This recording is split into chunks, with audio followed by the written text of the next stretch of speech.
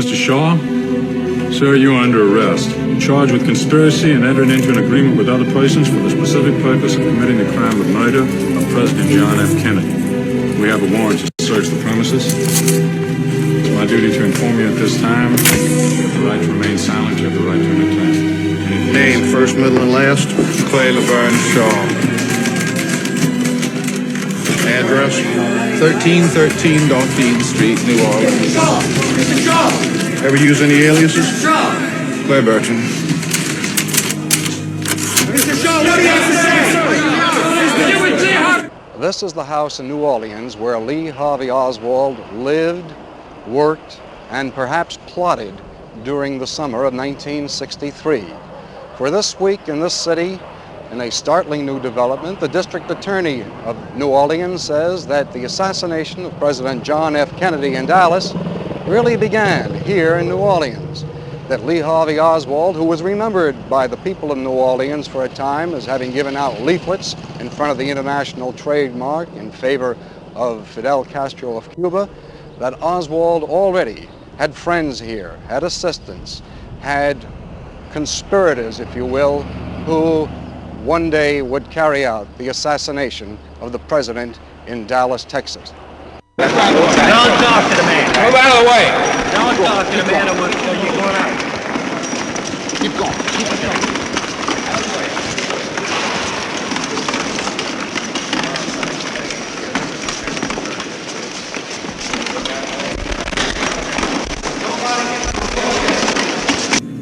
Oh, yeah, one guy, I don't know, big, white hair. I saw him come in the office once, but he was out of place, you know, like a society guy.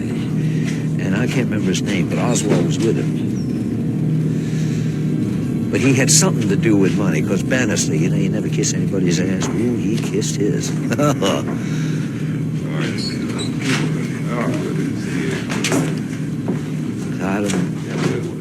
Clay something, yeah, that was his name, Clay Bertrand?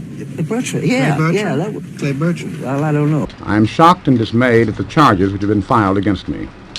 I am completely... District Attorney has used your name in conjunction with what he calls the alias of Clay Bertrand. Have you any comment? Certainly. I don't know any Clay Bertrand. I've never used an alias any time in my life. Do you recall any such meeting? My statements cover that completely. I will add, I never met, as far as I know, Mr. David Ferrie.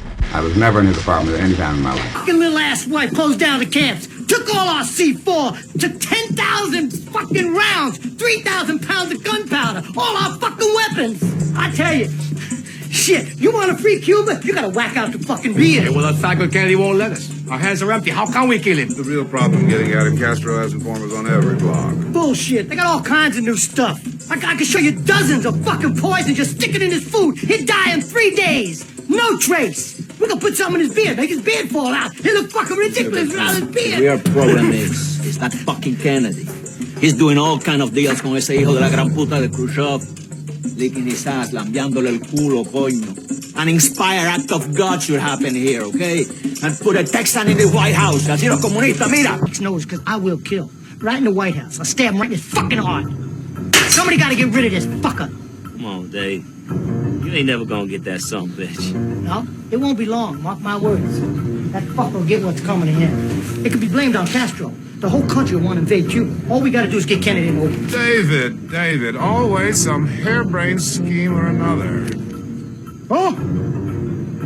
What have we here? Let's have some more champagne. Shall we? What about the Secret Service? The cops? If this planned right, it's no problem. Look how close they got with the goal. Eisenhower was always riding around an open top. We need 3 mechanics in 3 different locations. An office building with a high-powered rifle. Triangulation and crossfire, that's the key. That's the key. Diversionary shot gets the Secret Service looking the other way. Boom, you get the kill shot.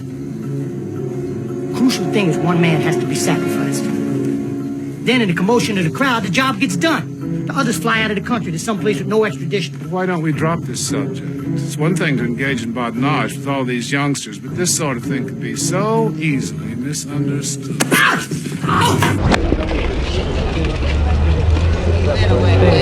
aside, please. Open it up, please. Open it up. Step aside, please.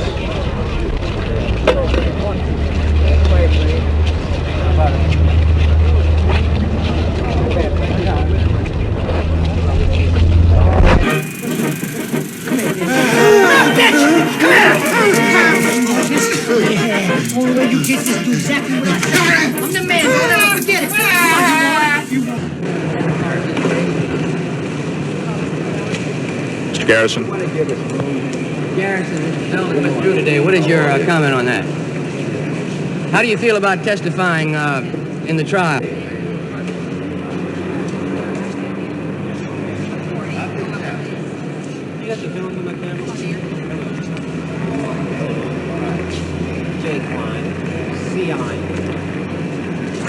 The questions, if they ask it, I mean, I don't know what he could be asking, but I'm supposed to answer the questions. Thank you.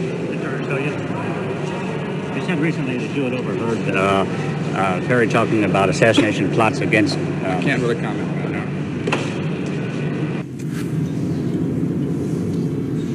If I answer that question you keep asking, if I give you the name of the big enchilada, you know, then it's Bon Voyard Dino. I mean like permanent. I mean like a bullet in my head, you dig? You're a mouse fighting a gorilla. Kennedy's as dead as that crab meat. The government's still breathing. You want to line up with a dead man? My lips, Dino. Either you dancing to the grand jury with the real identity of Clay Bertrand, or your fat behind's going to the slammer. Now you dig me? You're as crazy as your mama. Goes to show it's in the genes. You have any idea what you're getting yourself into, Daddy-O? The government's gonna jump all over your head, Jimbo, and go cock-a-doodle-doo. Good day to you, sir. You said so. Are you going to represent yourself? Who could do it better than me? You don't intend to get another attorney then? No. I'm not going to trial. The Jolly Green Giant's going to trial. See you later, Gator. Is he going to be the first on the stand? He's going to trial. I'm not. You don't get the message.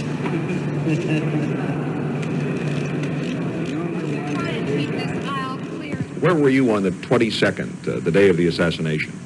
I was riding a Greyhound bus. I'd left Tulsa, Oklahoma, and was going to El Paso, Texas, to look into some property that we own, the Dr. Carl McIntyre has, and we're to sell it for the benefit of the 20th Century Reformation Hour broadcast. And I arrived in El Paso. If I recall, it was after dark. And when I got off the bus, people came running out and told me that President Kennedy had been assassinated. And we're in Texas then, but nowhere near Dallas. No, I was nowhere near Dallas. Have you ever been to Dallas or New Orleans? Yes, I was there this past April I was in New Orleans and Dallas this past April for the first time. I went through New Orleans and just visited for about 4 or 5 hours. And then I went to Dallas, and it was the nighttime, and I stopped my car, got out and looked around at the area where the tragic assassination took place, and proceeded on my way. And that was the extent of my visit there.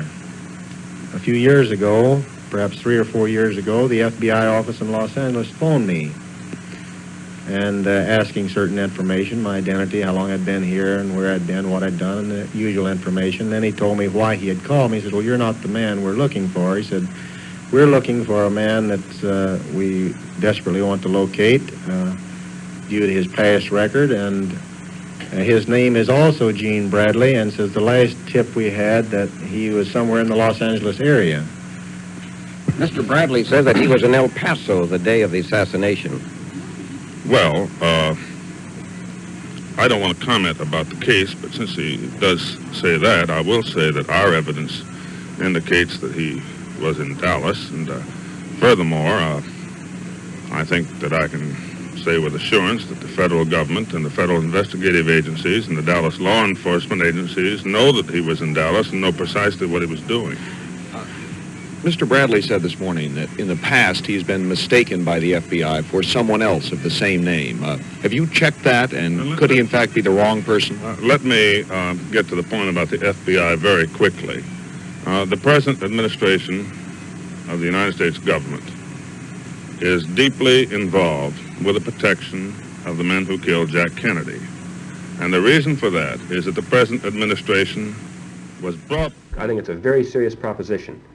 And I think that the way Mr. Garrison has handled this is going to inflame this whole question in the minds of the public again. And it's a serious matter because there are very complex issues involved in the Warren Commission investigation. These issues were examined by the Commission in a very responsible way, by responsible people, and they've issued the report, and it's almost impossible for people to take the time or to have the interest to go through the report and evaluate the criticisms that have been made of the Commission. And now here you've got a situation where all this is brought up again without any apparent basis in fact whatsoever. Ferrie was checked out by the FBI and by the Commission.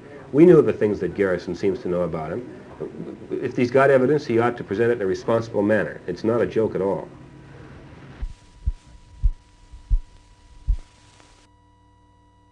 Well, there's no doubt about it that the possibility of a conspiracy originating in New Orleans should have been investigated, and it was investigated by FBI agents and perhaps by Secret Service agents. Whether they found everything that was to be found is entirely a different matter. And eventually, I would imagine, we'll know with some degree of satisfaction whether they left every stone unturned or whether there was something else that might have been discovered by an even more diligent effort at it. Senator, you've talked to District Attorney Garrison. Do you think that he's turning over some stone that was left unturned? All I can say is I'm satisfied that Mr. Garrison thinks he is. You're not endorsing it. I don't endorse things I don't know anything about. I know that he's confident that he has information, and I know that he has an outstanding record as a district attorney, and he's made believers out of a great number of people who didn't believe in him in the beginning and came to grief because they did not. My staff and I saw that weeks ago. I thought that was made clear when I said some days ago that we would make arrests and there would be convictions. I certainly wouldn't say with confidence that we would make arrests and have convictions afterwards if I did not know that we had solved the assassination of President Kennedy beyond any shadow of a doubt. I can't imagine that people would think that I would guess and say something like that rashly. There's no question about it. We know what cities were involved. We know how it was done in the essential respects. We know the key individuals involved, and we're in the process of developing evidence now. I thought I made that clear days ago. On the other hand, Joe, that does not mean any arrests are imminent. There are some individuals I would like to arrest now so that I know that they will be around to arrest later. I have to take the risk that they will stay around because you can develop a better case if you prolong arrest till you can have the whole group rather than key individuals. Now, I may have contributed to some misunderstanding about imminence because I am so darn tired. I guess I snapped at some of the reporters questioning me, and they said, well, will the arrest be imminent? And I said, no, they'll be in maybe the next 30 years. It won't take that long, but they're not imminent because we're now building a case, and I might add, it's a case that we will not lose. And anybody that wants to bet against us is invited to, but they're going to be disappointed. There has been no significant new evidence presented to any federal official that I know of, and until such evidence does appear, in my judgment, the conclusions and the recommendations of the Warren Commission are valid today. If any public official anywhere in the country or any individual citizen has any information, new significant evidence, I would hope as a public responsibility they would send it to the Attorney General so that he and our other officials could analyze it, and if it's significant, something could be done about it. I can't imagine the British Parliament investigating British B-4. And I can't imagine the French Chamber of Deputies investigating the French Sûreté. And I can't imagine the Russian Presidium investigating the MVD. Why, that's absolutely fantastic to think about it. And they've built this up on a wholly closed basis. It has to be, if it's going to be intelligence that's worthwhile. As one who served on the House Appropriations Subcommittee that had jurisdiction over the CIA budget, its plans and programs for 8 years, I strongly feel that there is enough congressional surveillance of the operations and the budget of the Central Intelligence Agency. I'm certain, at least those of us on our subcommittee, knew the background and the justification for the programs which have recently been disclosed. I often wonder with all the present controversy, how badly we would have done throughout the world in some of these international conferences and the like if this program had not been going on under the auspices of the United States government. Mr. Clark, do you have any information yourself about Clay Shaw? He was involved in an FBI investigation, in the FBI investigation in the New Orleans area in November and December 1963. We have the evidence that's there involved, and you can assume what their conclusions were from the Warren Commission report. He was not mentioned in the Warren Commission report, was he? That he was not. So you don't believe he would have any connection with On the evidence that the FBI had, there was no connection found. Who did you talk to there? What was the line of questioning? You weren't questioned? Did you volunteer some information? Statement. You gave. We realized that. You gave a statement. You volunteered a statement. Yes. Did you call them and tell them you had a statement to volunteer? Not exactly. Did they contact you? Yes. Were you questioned with the death of David Ferrie? I'd rather not say. Why? I have personal reasons. Do you emphatically deny that you are not the young man that discovered his body yesterday morning? Or supposedly I don't, discovered it. I'd rather not say. Are you the young man that discovered his body? Like I said, I'd rather not say. Where are you going now? I'd rather not say that either. When do you plan to be back at the district attorney's office, if ever? I'm not sure. You're not sure. You do plan to come back. But you are you a I'm not resident sure. of New Orleans? Yes. Did you know Lee Harvey Oswald? No. Did you know David Ferrie? I'd rather not say. Do you know Mr. Lewis? I don't think so. We're not under any orders. Talk to Newz again, boys. I'll get it. I got it. 619. 619.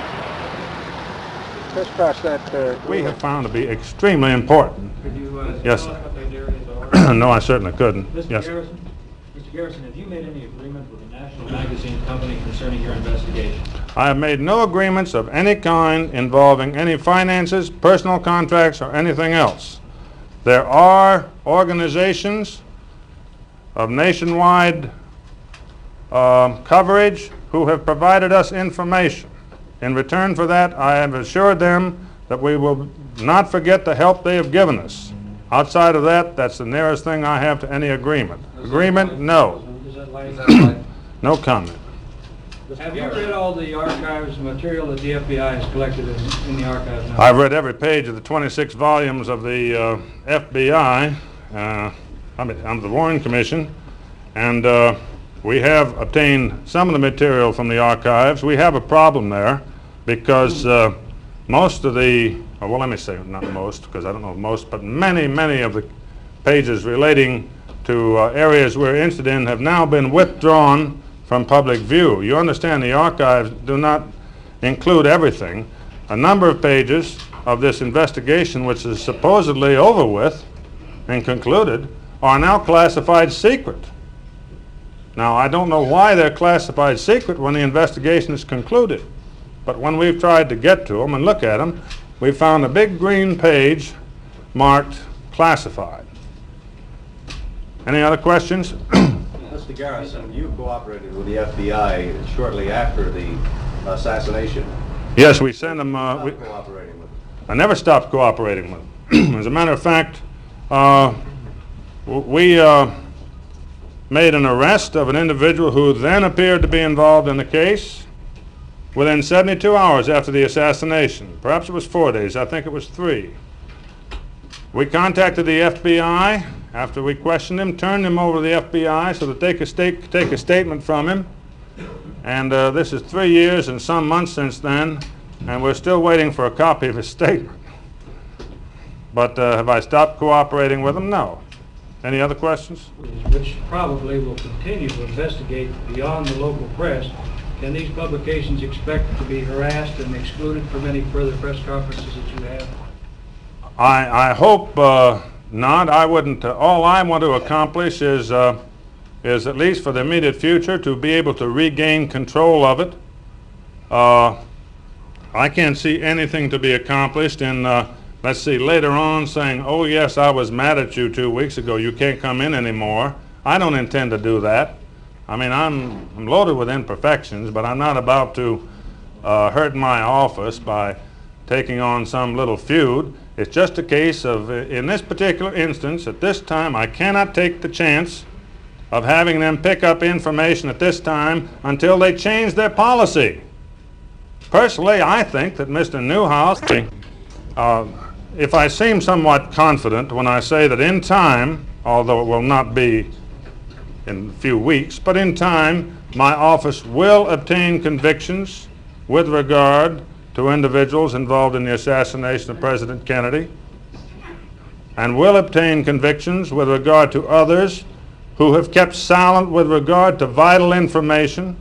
If I seem somewhat confident, it is because our office is in its 5th year and has never lost a murder case, and has never lost cases in other critical areas. So we are somewhat confident about the ability of our office to convict. But when I say that, I have to add that I would not want it always to be thus. I'm just reciting a statistical fact. That again, I hope that we never convict anybody who's innocent. Now I want to go on and summarize the entire content of what I've been saying by telling you I hope you will understand why I will not continue to be available. I want to remind you that I did not seek this publicity. We want no publicity. We want no money. We want nothing but to find the people involved. And when I say involved, I mean those people who, if you recall in New York, the 35 individuals who let Kitty Genovese die because they didn't want to get involved. And if you recall the people in the little town of Dachau who for years let the prisoners be murdered because they didn't want to get involved. I mean also the people who did not want to get involved, because I think the responsibility of people who conceal information because they don't want to get involved can sometimes be almost as great as those involved in the perpetration of a crime. And I'm just as interested in catching them too, and we will. And that's just by way of summary. Thank you very much, Mr. Garrison. Garrison, is there any one thing that launched you into this investigation? Well, oddly enough, yes, sir. And again, I'm not trying to assign to him any role of responsibility. I'm saying I probably reached conclusions without enough basis. He indicated it was his opinion that it was simply Oswald and that the case was well in hand. That was just a casual comment as we walked down the hall, and subsequently my casual reading of the papers, and in time my reading in the newspapers of the conclusion of the Warren Commission to this terrible crime,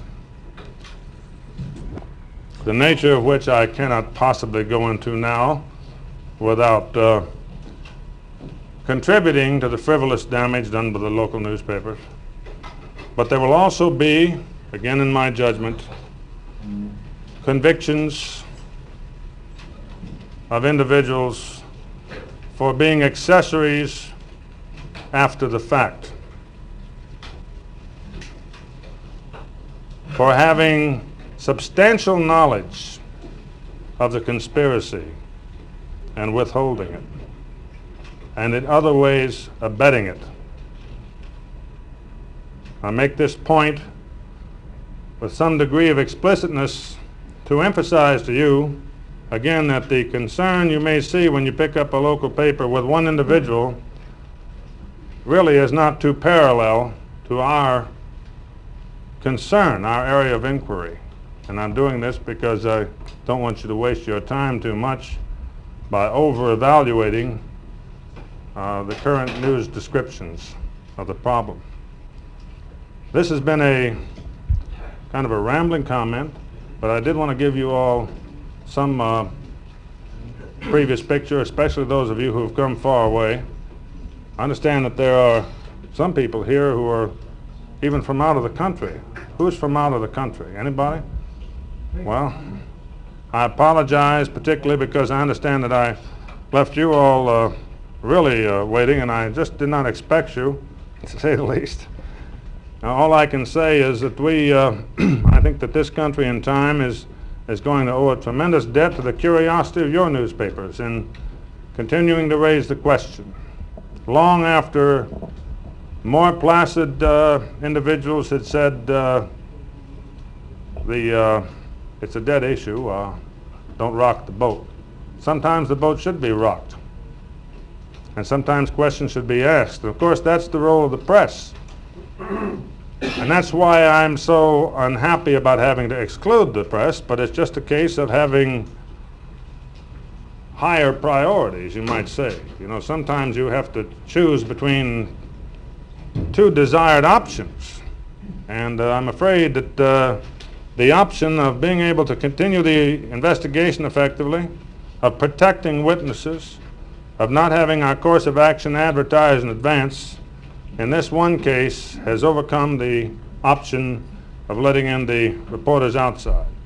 As a matter of fact, the reporters outside as individuals, several of them, were personal friends of mine when I passed them just now. I doubt if they are now. But again, as I say, that is not involved. That's not involved, and I've never hesitated to choose the option which is relates to efficiency and the operation of the office. Get a conviction because we don't operate that way. Perhaps one reason that our record is good, and when will we be able to reach that final phase? I will have to ask you, how much damage, what is the extent of the damage done by this monumental act of irresponsibility by the two New Orleans newspapers owned by Mr. Newhouse of New Jersey? What is the effect of this monumental, probably historic act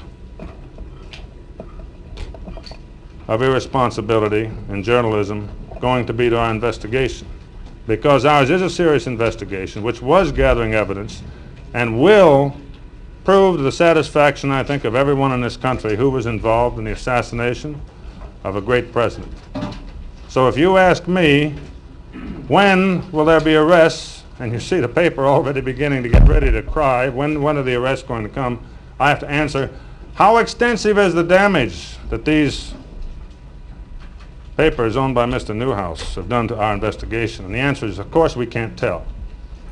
I think that we'll begin to find some witnesses are harder to get hold of. But I also want to go on and say that I think that we can surmount the problem. I continue to be confident. But we now have thrust upon us, against our will, a tremendous time problem. So please understand, when I become unavailable for comment from here on through the foreseeable future, that is the reason. And I'm not... You mentioned several times that you're somewhat understaffed. If this is such a problem and time is such an element, why don't you hand this over to a larger organization? You mean so that there can be another 3-year delay in the investigation? I'm asking you. Well, I'm answering you with a question. Next question. Do I understand from what you said that the investigation is approved? You haven't got any money, you don't have to borrow from banks? No, that is not accurate, but I think it's because I didn't make myself clear. I said we can continue to finance it. We can continue to finance it, but under our ordinary operation, I have to file a document with the clerk of court every time I use money to go take a trip or see the locally news-owned papers. If the two local newspapers, owned by Mr. Newhouse rather, had intentionally set out to sabotage the investigation of the assassination of John Kennedy, and this is a legitimate investigation which is going to be successful, I promise you. If the two local newspapers had intended to sabotage this investigation, they could not have done any more than they have done. They could not have done any more than they are doing if they had intended to sabotage it. I don't pretend to know their motive. Perhaps you can guess. I don't know. Mr. Yes, Garrison, sir. I'd like to ask you something. You check here. You said during one part of your, while you were talking to us, that all we want to do is find the man involved in the assassination. Men. What was that? Men. Men? Yes. There's a plural there, did you? Yes. How many, a dozen, half dozen? No comment. I'm not trying to be coy. There are certain areas I want to make clear where comment will do more harm to the investigation than it will do you good, and I have to make a decision at the point. Choose the option, no comment. Yes, sir. Mr. Garrison, may I ask a question, please? Yes. When you say men involved in the assassination of Kennedy, are you alluding to men who may have been in Dallas at the time? No comment. I can't make a comment. Yes, sir. Mr. Garrison, do you feel you now know the names of these men, or you are in the process of getting their names through? I can't answer that. I can't answer that. I'm Do you sorry. figure there was more than one gunman at the scene of the assassination? There's some questions I hate to say no comment to, but I will say that that was a question which was in my mind when I started into the investigation last October, and we are now completing our third month of it, and all I can say is beyond that, no comment. But that's a very good question, and that's the one I started with. Yes, sir. Why do you feel that the life of a convict may be in danger as a result of this publicity? Well, I think the local press here could explain it to you. First of all, I don't consider him a witness in the case, personally. His answers, since the Picayune has raised his name, I can tell you, turned out to be unsatisfactory and not useful to us. But they put his name in the paper, describing him as having been brought down from the penitentiary and as a witness in the case, and as an ancient custom in state penitentiaries, which may vary somewhat from state to state and country to country, of the other convicts killing the convict who cooperates with law enforcement officials by usually using a homemade knife. Now, I can't predict exactly what would happen, but all I know is unless the custom is changed, he has a problem. He shouldn't have a problem because he has not been a real witness for us, but he has been pictured that way in the paper, and naturally you can imagine what his mother thinks, and I can assure you his family has been to see us, and I can assure you that there is no question about the custom. Next question. Mr. Garrison, yes. You say that as a result of this publicity, your investigation has been put back. Are you indicating that as a result of the publicity, all the men involved in the assassination have left the country?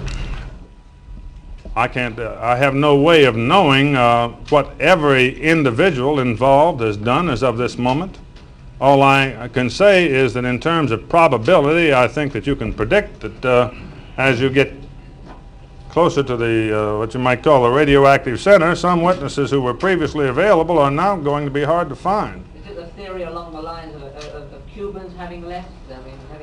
I'm not going, I can't mention any particular race. All I can say is we already have seen instances of new problems created in investigation which are delaying us because of the unauthorized and irresponsible publicity. I'm sorry to be so vague. That's all I can say. Would you confirm once more that you were within weeks of arrest and now? No, I cannot say that with authority. I can say that I feel that we were, but again, that could be a guess. I know that sometimes in these things you think you're a few weeks or days away, and you may find later with hindsight it was months, but we felt we were just, it was weeks. We really did. Now I would say that that would have to be awfully optimistic because we have some problems that, well, if they were like goldfish before, they're like whales now. Thanks to the Picayune. Yes, sir. Could you pinpoint any sections in the Warren Commission report that you feel are shaky? Well, it's, you know, it's not like we... My conclusions are that 4 shots were fired, that 2 shots were fired from the Texas School Book Depository 6th-floor window, that 1 shot was fired from the east side of Houston Street from a building rooftop, probably the Dallas County Records building, and that the final shot, a killing shot to the president's head, was fired from the grassy knoll from 15 feet down from the corner of the stockade fence, which you may have heard about. What are you hoping will come from all this work? Well, you try to tell the truth, first of all, simply to tell the truth. Telling the truth is a value in itself. What I hope will happen, though, is that on the basis of the now overwhelming warrant in this book and in other books prior to this and in Sylvia Marr's book, Accessories After the Fact, is coming out at the same time, that in all these books, the warrant for a new investigation is overwhelming, and that warrant will be answered, that the government will now start a new investigation and finally find out in all its details what happened in Dealey Plaza and who killed the president. Are you saying that the commission was in some way involved in a conspiracy to keep the truth from the public? No, I'm awfully glad that you asked that question. I don't believe that the commission was involved in any conspiracy to cover up the truth. But the commission was human, and human beings make mistakes. And in this case, the commission made awesome errors. Standing here at this film viewing machine in the motion picture research room of the National Archives, the serious researcher trying to find out, just as the Warren Commission did, exactly what happened that day in Dallas, can view over and over again, 3 times on this one reel, the motion pictures made by amateur Abraham Zapruder that day in Dallas. He can check the motion of the car past the road signs, see the motion of the president's head as it's struck by the bullet, see Mrs. Kennedy's attempts to pull him back. If this doesn't satisfy him, he can take the reel off of this viewing machine, bring it over to one of the work tables, put it on one of these devices, move it through and study it frame by frame. Look at the frames under the magnifying glass, bring in a microscope and check them under the microscope if he thinks that will do him any good. Examine every detail until he's convinced that he knows exactly, at least so far as the Zapruder film is concerned, exactly what happened that day. 3 frames of the film used by the Warren Commission and reproduced in its report are missing. This copy here in the National Archives is an unspliced copy. No frames appear to be missing from it at all. This is just one of the many documents, exhibits, materials used by the Warren Commission in its study, available to the serious researcher here in the National Archives. The exhibits in the National Archives are not limited to documents. For example, the original charts and graphs compiled by the members of the commission, the staff, to show, with the approval of the witnesses, where each witness stood, where each personage was at the time of the assassination, have been carefully wrapped and preserved here in case anybody wants to see them again. But the major items, of course, are the documents compiled by all the various investigative agencies. And as one goes through the boxes of documents, one finds questions as well as answers. Time after time, going through this box, for example, box number 24, FBI files on Lee Harvey Oswald, suddenly one comes upon an out card which reads CD 781 Ruby. In this case, easily understood, this was a document or a folder relating to Jack Ruby. Jack Ruby is still on trial. Therefore, it would be premature to disclose anything about him at this time, lest it jeopardize the sanctity of the trial itself. But farther along, a card which must raise questions in the minds of careful researchers. A large card, CD 785, FBI List C. What this means is that this is one of the documents or folders compiled by the FBI at the time of the assassination, when the FBI, of course, was under the overall direction of the Attorney General of the United States, Robert Kennedy. One of these documents or files has been withheld as being not proper for release at this time. Explain as they can and try and say that these are withheld for various reasons. These out cards, signifying omissions from the files, are bound to excite the curiosity of investigators challenging the validity of the Warren Commission's report. The boxes are all here, the documents are all here, or the out cards are all here. And they seem to mean that the questions asked by the critics of the Warren Commission report will not finally and definitely be answered at this time in the National Archives. George Herman, CBS News, in the stacks of the National Archives in Washington.